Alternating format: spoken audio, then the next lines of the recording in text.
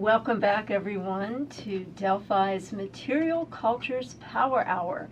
Erickson Blakeney's guest this afternoon is Leah Palmer.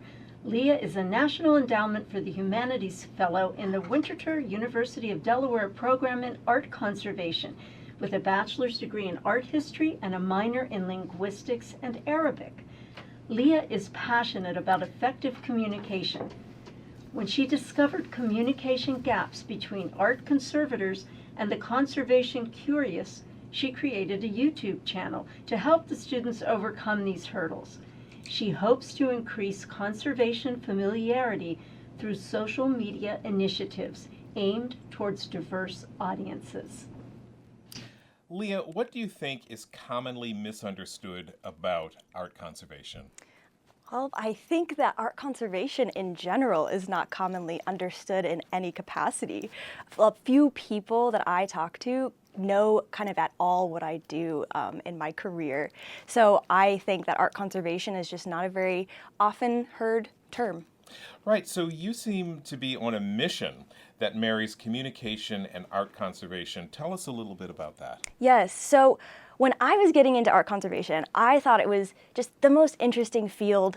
It blends art, it blends science into this really beautiful career where we can take care of humanities' cultural heritage. So I thought that was super exciting. I really wanted to pursue it when I got into college. And so I asked some of my art history professors, how do I do this? And few of them knew what it was, knew what art conservation was, and even fewer knew how to get me to grad school. So I discovered that I had a desire to be this bridge between people who are interested, like me, in becoming a conservator and the information that they need in order to become a conservator. Fantastic. And just jumping ahead a little bit, are there instances where the conservation of objects should not be considered? That's a great question.